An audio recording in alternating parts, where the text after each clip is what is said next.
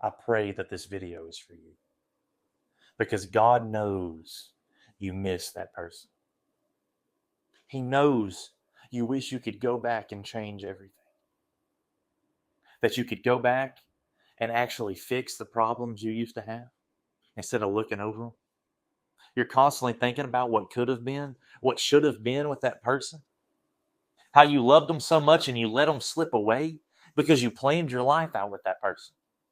You named your kids with that person. You thought you were set for life with them. You were going to marry them, spend the rest of your life with them, and have the best life together as possible.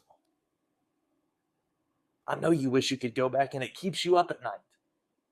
The mistakes you made, how you mistreated her, how you mistreated him,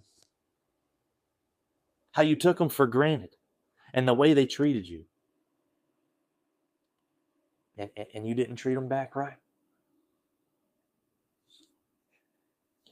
Now you catch yourself thinking about that person all the time.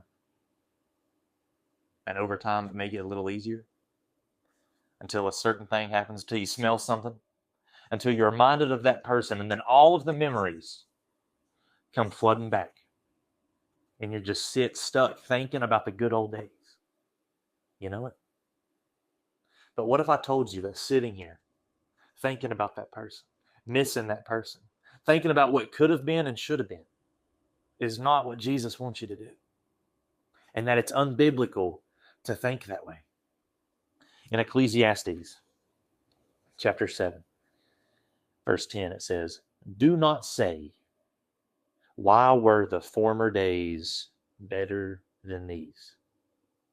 For you do not inquire wisely concerning this."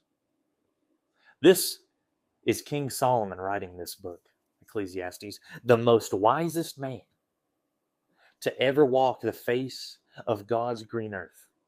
The smartest man to ever live says that we shouldn't look back at the good old days and think we had it better then.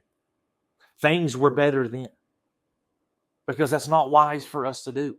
Because we need to trust the Lord and let Him guide us to our future. Romans 8:28 tells us that all things work together for good to them that love God. You falling in love with that person. Whatever situation has happened with that person, it has happened for good if you love God.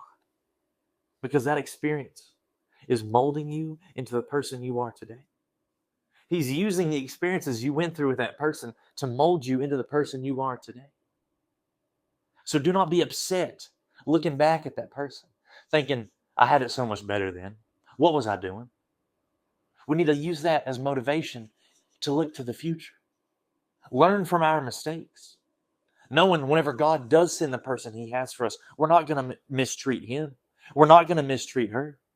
Because He's got somebody in store for you that you're not going to have to question, is this the person for me or not? You're going to know it. Because God is not the author of confusion. Jesus has a plan for your life. A plan that's going to blow your mind. A plan that requires you to fully surrender to Him.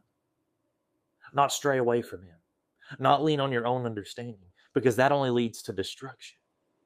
Lean on Him. Let Him make your paths straight. Let Him carry you when you can't even walk or crawl. He does not want you to get caught up in the past. He wants you to look at Him for the future. The future that you have through Him. Jesus has someone for you. I know you're craving that someone.